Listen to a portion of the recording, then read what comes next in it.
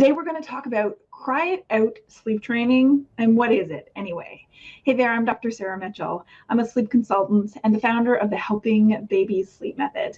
I'm actually a chiropractor by training, but really found my passion empowering parents just like you to teach their little ones to sleep when my own son just would not sleep.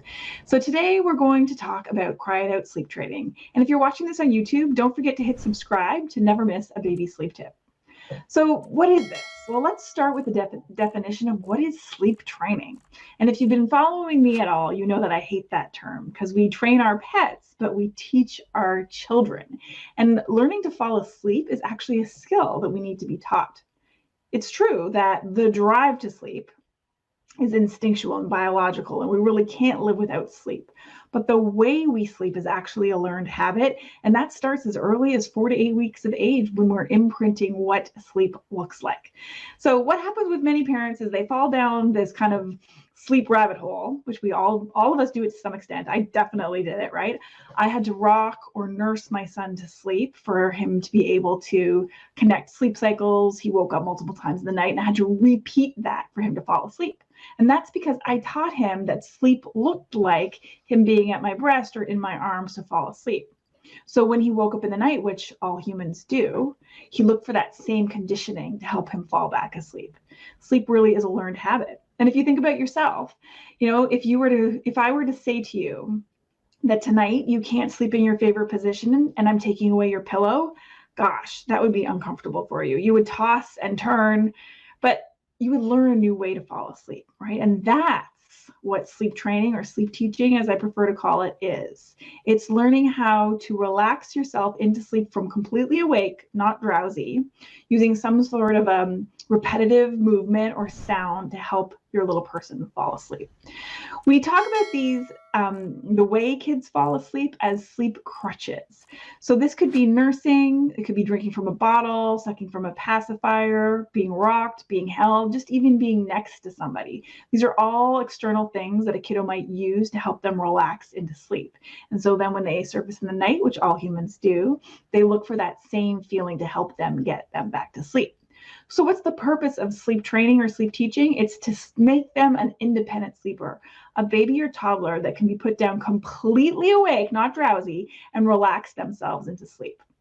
And for most people, that's not possible until after 4 months of age, because your child needs to develop hand control. They need to get over that startle reflex. And most people feel better about doing sleep teaching after they hit that 4-month sleep regression. We have more videos on those topics that you can check out too. So sleep teaching, sleep training, cry it out. What does that mean? So the other thing I've noticed over doing this for years and years and years is that people have wildly different definitions about what cry it out means to them. Okay, so for some people, cry it out means tears of any kind, but the true definition of cry it out means extinction. It means to close the door and not go back in and basically let your child cry until they figure out a way of self-soothing. Personally, I think it works for many people. It's just kind of not in my toolbox at this time because I find that that's often too much of a leap for a kiddo, especially for those kiddos who've been like held for sleep or who have been co-sleeping. I feel like it's just too much change. It's too hard, right?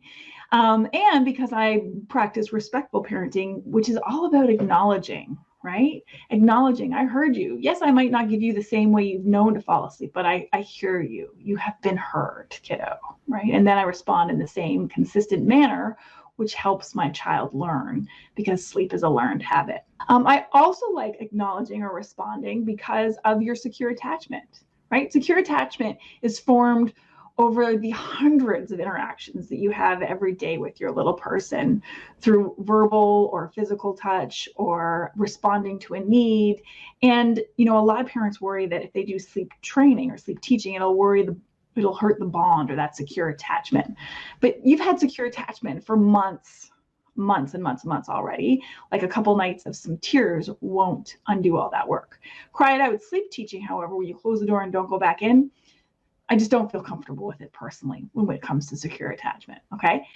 Now, is there a way to do any kind of sleep teaching without tears? That's really the question you should be asking. And I'll tell you, for some of my clients, we have had no tears, right? Because here's the thing, you think that sleep teaching is all about closing the door and letting them cry.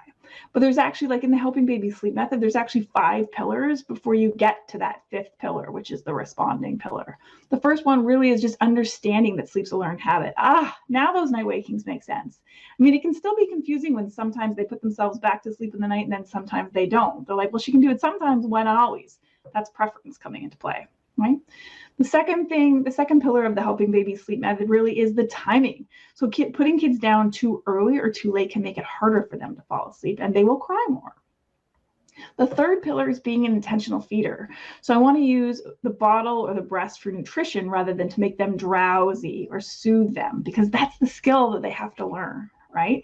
So if I repeatedly do that, I'm thwarting the opportunity for them to learn how to really relax down into sleep. The fourth pillar of the Helping Baby Sleep method is really messaging and being consistent. That's the purpose of nap time routines and bedtime routines and responding the same way every time. Because if sometimes they wake up in the night and you feed them and other times you don't, that can be a confusing message, which can just make it harder to learn. And sleep's a learned habit. And then the fifth pillar really is, if I'm going to take away that known way of falling asleep, how do I offer comfort to those tears?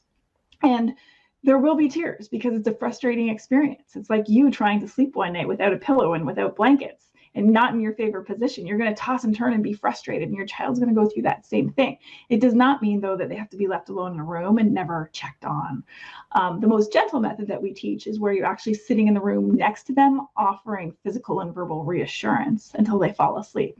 And how well that goes can depend on your child's age, how long the existing habits have been around, right? Your ability to be consistent, and temperament. And some kids are just more flexible to change than others. Cry it out sleep training. Is it for everyone? Well, in this extreme form extinction, I don't think it's very common, and I don't think it's very popular. However, that being said, it can be very difficult to change habits without any tears, but there definitely are some more gentle methods that you can use that we teach in the Helping Babies Sleep method. If you have more sleep questions, we have a very simple 6-question sleep quiz that'll ask you about your child's age and their sleep habits and give you one simple thing that you can do tonight that does not involve tears. You can check it out in the link below.